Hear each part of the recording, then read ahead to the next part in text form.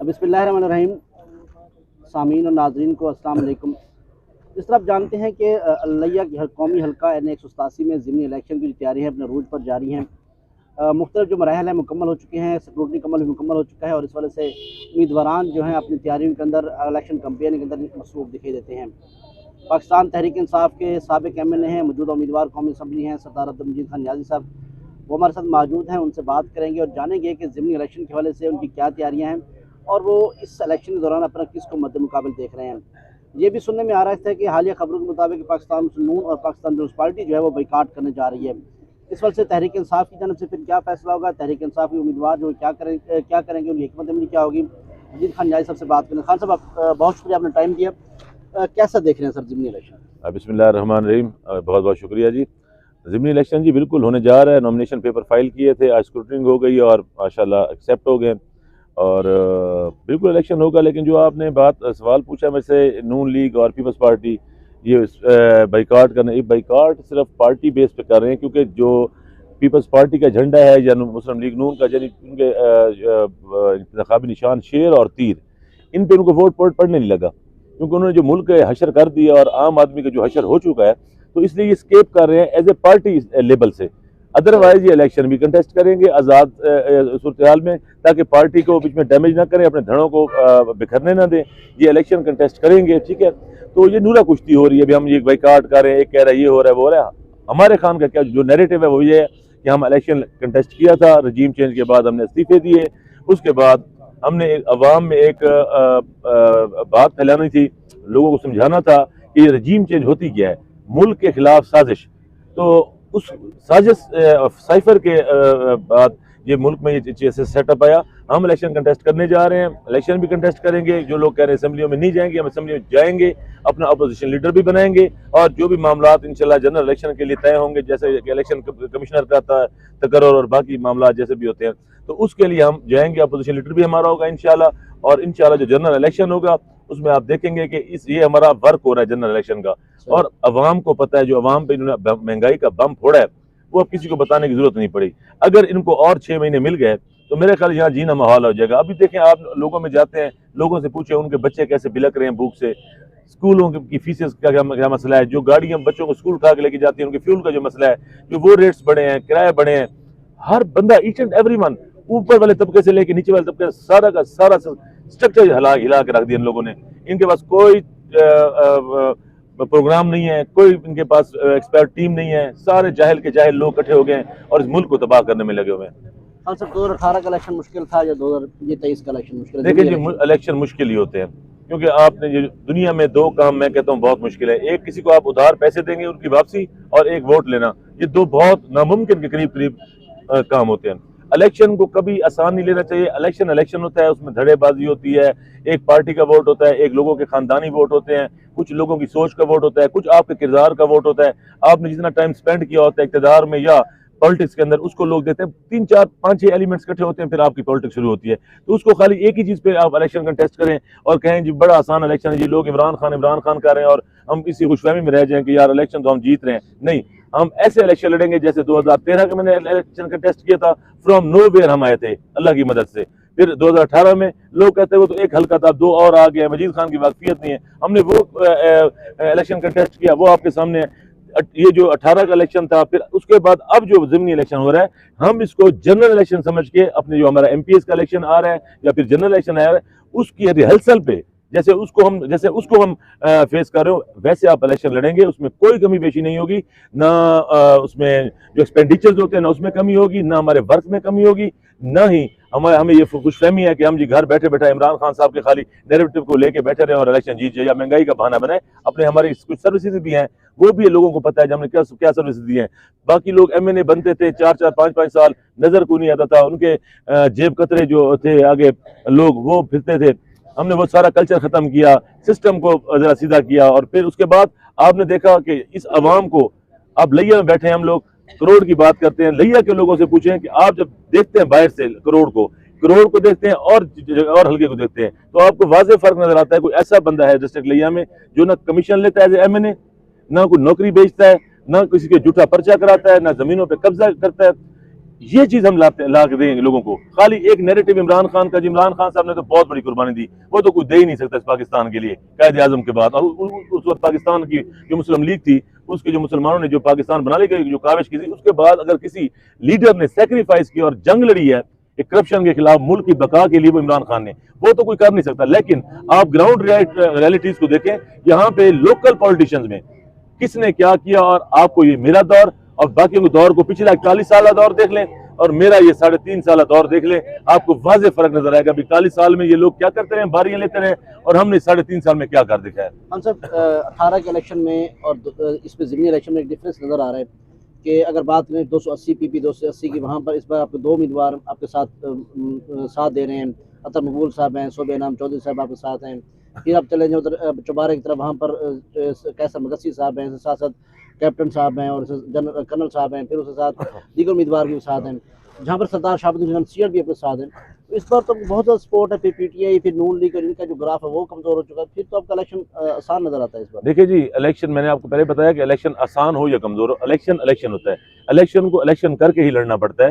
तो उसमें आप ये तो अल्लाह की मेहरबानी है, सरदार शहाबुद्दीन खान जो हमारे वजीर थे, सूबाई वजीर थे, और वो कज़न भी हैं मेरे ओपोनेंट सरदार बहादुर खान साहब के, उन्होंने पहले पिछले इलेक्शन में अपने कज़न के साथ थे। इस दफ़ा उन्होंने PTI की वजह से और हमारी ग्रुपिंग की वजह से वो हमारे साथ खड़े हुए, और उन्होंने वाज़े आके उसे पैगाम दिया जब मैंने नॉमिनेशन पेपर फाइल किए, और आप भी मैंने यहाँ से उधर ही जाना है, उनके पास मेरा खाना है। तो उसके बाद वो विंग, पिछली दफ़ा मेरी विंग नहीं थी, बगैर विंग के मैंने कंटेस्ट किया इलेक्शन। एक पीपल्स पार्टी वाले थे और वो थे, दोनों एक ही MNA को सपोर्ट कर रहे थे। जो नहीं पहले इलेक्शन लड़ते रहे MPs, वो भी सरदार बहादुर खान के साथ थे। इस दफ़ा मेरा वहाँ पे विंग भी है। आप 280 में जब आएंगे, वहाँ पे चौधरी अतर मकबूल साहब हैं, शोबिया इनाम साहब हैं, वहाँ पे भी खान साहब ने एक जो हमारा पार्टी का बना हुआ है, एक उन्होंने जो अलामिया जारी किया, वो ये किया कि जिन लोगों को टिकट्स मिली थी 2018 में, और वो पार्टी के साथ लॉयल रहे और पार्टी के साथ उनको बेवफाई नहीं की, और मुश्किल वक्त में पार्टी के साथ खड़े रहे, रिजीम चेंज में पार्टी के साथ खड़े रहे, जब भी कोई बुरा वक्त है पार्टी के साथ खड़े रहे, उनकी टिकट दोबारा बहाल होंगी। वहाँ पे भी मेरे विंग्स हैं। कर्नल शुएब साहब हमारे लिए बहुत काबिल एहतराम है, वो पार्टी के टिकट के लिए लड़ाई कर रहे हैं, जंग कर रहे हैं। आगे मर्जी खान साहब की, लेकिन एक एलामिया जारी हुआ है PTI का कि जो 2018 में टिकट होल्डर थे, या PP के थे या NA के थे, तो उन सबको टिकट्स दोबारा मिलेंगी। खान साहब ये फरमाइएगा, बहादुर खान सीयर साहब का दावा है कि शहाबुद्दीन खान सीयर वो पर्सनल तो उनके साथ हैं, उनके जो धड़े हैं, ग्रुप्स हैं, वो उनके साथ नहीं हैं। देखिए जी, मेरा ख्याल है खान साहब ने एक बड़ा मज़ेदार सा काम किया है इन सालों में। कुछ चीज़ें अच्छी हुई हैं, कुछ बेहतर नहीं हो सकी। एक मज़े की बात की है कि आम वोटर को एहसास दिला दिया कि उसका वोट की ताकत क्या है। पहले एक चौधरी था, एक मलिक था, एक खान था, एक नियाजी था, एक सरदार था, उसके पीछे जी पूरी बस्ती है, पूरा गांव है। अब वो बात नहीं रही। खान साहब मैंने जाके देखा है, प्रैक्टिकली देखा है जाके अपने हल्के में, कि प्रैक्टिकली लोग शाम को कोई काम हो ना हो, हर चीज छोड़ छाड़ के खान साहब की स्पीच हो, तो जो हमें वोट दे रहा है या नहीं दे रहा, खान साहब की स्पीच सुनता है। इससे आप क्या मतलब लेंगे? इट मीन्स कि खान का फॉलोवर अब डायरेक्ट आम आदमी हो गया। अब वो धड़े, अब वो बड़ी बड़ी बातें, ठीक है, धड़े लाजमी होते हैं पॉलिटिक्स के अंदर, MNA के लिए तो खासतौर धड़े लाजमी होते हैं, लेकिन खान ने अपना डायरेक्ट वोट बनाया जिसने धड़ों को आकर डिस्टर्ब किया। धड़े जरूरी है, लेकिन अब धड़ों वाला मुकम्मल तौर पर वो इलेक्शन नहीं है। शहाबुद्दीन खान सीयर के जो धड़े हैं वो साथ नहीं है। देखिए जी, मेरा यकीन है कि सरदार शहाबुद्दीन खान साहब ने काफी कोशिश शुरू भी कर दी है। अब देखिए, उनका ना खानदानी धड़े हैं, ये कोई पॉलिटिकल धड़े नहीं है। वो जिस पार्टी में जाते हैं वो धड़े उनके साथ जाते हैं। अब मोस्टली लोग नहीं आएंगे, मुझे पता है, लेकिन काफी सारे लोग जो हमारे साथ वैसे भी नहीं आ रहे थे, उनको सरदार शहाबुद्दीन खान लेके आ रहे हैं। पिछली दफा विंग नहीं था, तब भी मैं इलेक्शन कंटेस्ट कर गया, आम आदमी मेरे साथ था। आज भी मुझे फख्र है अपने आम आदमी, गरीब आदमी, जिसको सोफ्टी ग्रुप, जो मेरा ओपोनेंट ग्रुप है उनको सोफ्टी ग्रुप कहते थे, उसी सोफ्टी ग्रुप पे मैंने हमेशा इन्हिसार किया अल्लाह के बाद, और उस पर मुझे मान है, उसी पे यकीन है, वही होंगे। और सरदार शहाबुद्दीन खान की एंट्री है, वहां से भी काफी सारे धड़े भी और काफी सारे लोग और भी आएंगे। तरक्याती काम आपने करवाया 2018 में, उनमें बहुत सारा हिस्सा बिजली के मनसूबे, स्पेशली सरदार बहराम खान सीयर साहब मनसूबे थे। सरदार बहराम खान सीयर तो मेरी पैदाइश से पहले पॉलिटिक्स करते थे, तो जब हम पैदा हुए तो सरदार बहराम खान साहब पॉलिटिक्स छोड़ चुके थे। अब देखें 40 साल का गैप है। मैं वही तो कहता हूँ, वही तो मेरी बात है, 41 साल में इन्होंने किया ही क्या है। 40 साल पहले वाली बात कहते हैं सरदार बहराम खान साहब की, या चाचा जहांगीर खान साहब की, उनको गुजरे 25-25 40-40 साल गुजरे पॉलिटिक्स को। ये इतना अरसा जो, अच्छा उसके ये क्या करते रहे, इन्होंने अपनी बात बताएं भी। आप 2 दफा MNA बने, आप दिफाई पैदावार के वजीर बने हैं, तो ये बताएं तो आपने क्या किया। आप चचा दादा की सियासत कर रहे हैं, अब आपने क्या किया। 2 बार 10 साल आप पावर में रहे, तहसील नाजिम आपका भाई था, उसके बाद जिला नाजिम आपके भाई था, ठीक है। आपने क्या किया। आपके भाई का ससुर भी जिला नाजिम रहे, 10-15-20 साल का आपका तो पैक जो है ना आपका इक़्तिदार बनता है, उसमें आपने क्या किया।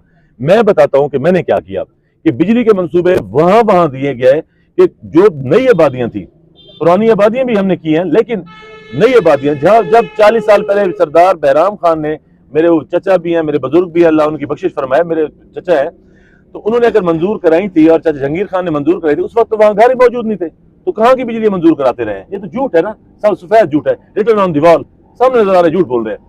तो इन लोगों से काम नहीं हो सका। अब ये बाप दादा की सियासत पे जा रहे हैं दोबारा। इनसे पूछे, अब नौजवान नस्ल है।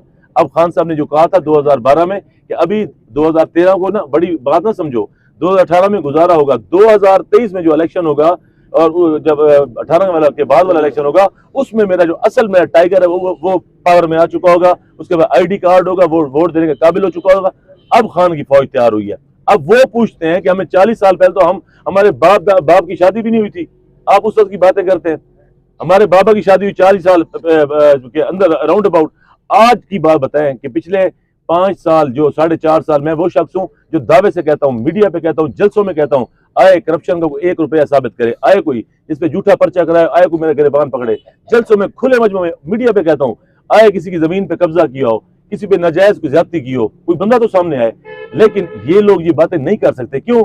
इनका किरदार शुरू से मशकूक है, इन्होंने लोगों के बच्चे रुलाए हैं, इन लोगों की जमीनें ज़ाय की हैं, इन लोगों की जायदादें खराब की हैं, लोगों को थानों में बुला कर उनकी पगड़ियां उछलवाई हैं, पुलिस से मरवाया कुटवाया लोगों को, उनके सारा निजाम तितर बितर किया, लोगों का जीना मुहाल किया है। इसलिए ये बाप दादा का मिसाल देते, अपनी क्यों नहीं देते। अपने 2 साल के टेन्योर एमएनए शिप का पावरफुल, परवेज मुशर्रफ का दौर था, पावरफुल दौर था, जिला नाजिम रहे, दो तहसील नाजिम रहे, अपना बताएं, अपनी परफॉर्मेंस बताएं।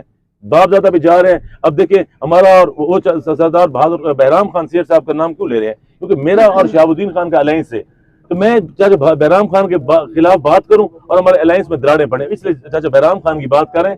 बेसिकली पावर में चाचा जहांगीर खान रहे, उनकी बात की करें। वो बड़े बड़े आप मंसूबे जो मुकम्मल करवाए, उनकी नाम लेना चाहें सर। जी आपके पास सामने है। मैं पीटीआई को मैंने नहीं करा है, मैं तो कहां से अपने जेब से तो करा नहीं सकता, ठीक है।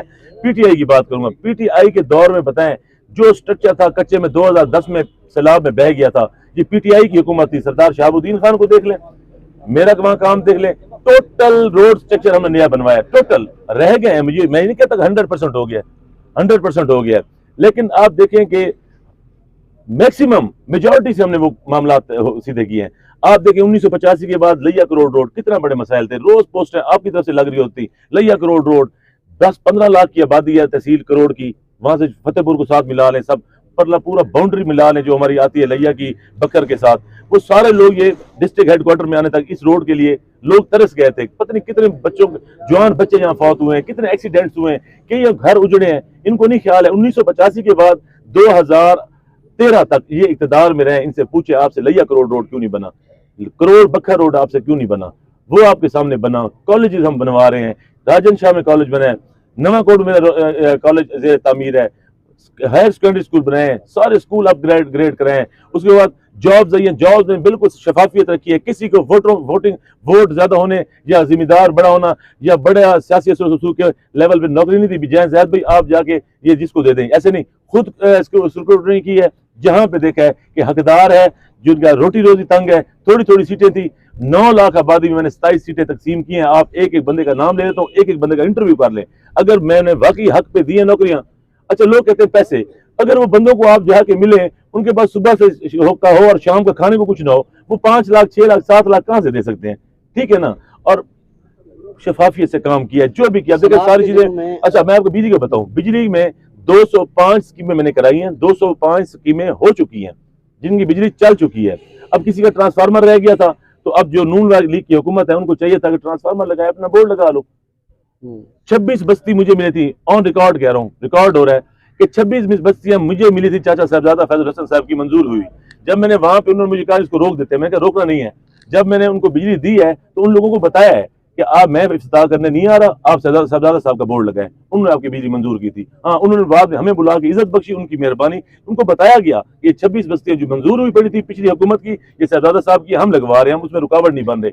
अब मेरी 79 बल्कि 89 है या 79 है बस्तियां बकाया हैं जो मैंने मंजूर कराई हुई है, पैसे जमा है, ये क्यों रुकवा के बैठे हैं? सामान भी आया पड़ा है इनके पास। ये होती है पॉलिटिक्स, पॉजिटिव पॉलिटिक्स। हमने पॉजिटिव पॉलिटिक्स किया है, ये पॉजिटिव पॉलिटिक्स नहीं करते, ये पुरानी गंदी पॉलिटिक्स, रसे घील और रसे झाल वाली पॉलिटिक्स करते हैं। मैं अगर उस वजह से सीधा चलने से, साफ शफाफ चलने से, पॉजिटिव पॉलिटिक्स करने से अगर मेरे से मेरी पॉपुलैरिटी खराब होती है, लोग मुझे बुरा कहते हैं, तो मैं फिर अल्लाह से इसकी जजा मांगूंगा। मैं किसी और में आपने बहुत काम किया और आपकी बहुत तारीफ की जा रही है, तो सलाब के हवाले से गुज़श्ता ये जो प्रैक्टिस थी मौजूद थी, जो आपने काम किया, या सलाब दिन अपने लोगों की अपनी एक इंसानी हमदर्दी के साथ काम किया? जी देखें, सवाल ये बनता है कि आपने इंसानी हमदर्दी के उससे काम किया या शोमेंट के लिए किया या एज ए MLA थे, आप पे ये दबाव था। देखें जी, सब पॉलिटिक्स करते हैं। मैं एक सवाल करता हूँ कि अगर मैंने आज किया तो 2010 में मैं कौन सा पॉलिटिशियन था? 2010 में कोई पॉलिटिशियन नहीं था। मैं 2010 का रिकॉर्ड उठा लें, 2010 में पूरे इलाके में अपनी जेब से मैं कोई पॉलिटिशियन नहीं था, फिर मैंने जो कुछ किया वो ऑन रिकॉर्ड है, लोगों से पूछे। 2010 में तो कोई पॉलिटिक्स नहीं थी। अब सैलाब आया, ठीक है, मुझे लोगों ने 2 बार वोट दिए, अब बुरा वक्त आया। मैं ये पूछता हूँ कि मैंने जो किया इंसानी हमदर्दी के लिए या पॉलिटिक्स के लिए? बाकी लोग भी तो पॉलिटिक्स करते हैं ना, इंसानी हमदर्दी के लिए नहीं आ सकते थे? लोगों ने उन्हें 40-40 साल वोट दिए। सैलाब के दिनों में कोई एक शख्स बता दें कि जो गरीबों के दरवाजे पे चला गया और जाके उसने काम किया? नजर ही कोई नहीं आया। तो मैं था, मेरा बेटा था, और सरदार शहाबुद्दीन खान साहब के पास थी वो मिनिस्ट्री थी, वो उसके थ्रू चलते रहे। हम लोग नजर आए, और कोई सैलाब में गरीबों के लिए, बहते लोगों के लिए, नादार लोगों के लिए, बेघर लोगों के लिए कोई बंदा सामने नहीं है। आज इलेक्शन है, वोट लेने चल पड़े हैं। सवाल ये पैदा होता है कि इनसे पूछे, जब मुश्किल आती है तो आप कहाँ चुप जाते हो? आपको अपने बच्चों का रिस्क प्यारा लगता है। क्या हमारे बच्चे नहीं है? हमें प्यारा नहीं है अपने बच्चों का रिस्क? हम अगर लगाते हैं, मैंने वल्लाह बाखुदा ये इस दफा सैलाब में जो भी किया, और 2010 में तो मेरे वैसे पास भी नहीं था, कोई सरकारी सपोर्ट नहीं ली, मैंने अपनी जेब से किया जो कुछ किया। पूरा मेरा हल्का चेक कर ले सैलाब का, बस हल्के से बाहर भी चला गया हूँ। जहां मुझे पता चला है मेरी जरूरत है, ट्रैक्टर, ट्रालियां, उनको लाना और फिर उनको पहुंचाना, ये सब कुछ हमने अपनी जेब से किया है। मैंने अपने बाप दादा के रिस्क से किया है, कोई सरकारी मुझे सपोर्ट नहीं थी। ठीक है, इनसे पूछे ये कहाँ थे उस वक्त? खान साहब, नून लीग के फैजुल हसन थे, अब नौजवान उम्मीदवार हैं महबूब हसन, कैसा देख रहे हैं इसको? जी माशाल्लाह, अच्छे कैंडिडेट हैं, लेकिन ये देखें भी वर्क में अब्दुल रहीम मुझसे ज्यादा काम करता है। लेकिन सियासत मजाक नहीं है। मेच्योरिटी लेवल जो होता है ना, उसको चेक किया जाता है कि आपके हाथ में 9 लाख अफराद की तकदीर आ जाती है आपके हाथ में किसी लेवल तक, तो आप इसमें एक्सपेरिमेंट करेंगे या झगड़े पूरे करेंगे? नहीं जी, मैं इलेक्शन नहीं लड़ रहा, ये जनरल या बाई इलेक्शन है, या इसको मौका दे देते हैं, इसको ट्राई मारते हैं। ये क्या ट्राई करने का ट्रैक है? ये ट्राई का ट्रैक नहीं है, ये लोगों की तकदीर और लोगों के बच्चों के मुस्तकबिल का एक फैसला होता है। तो ये मुझे समझ नहीं आ रही, ये कैंडिडेट्स क्यों चेंज कर रहे हैं?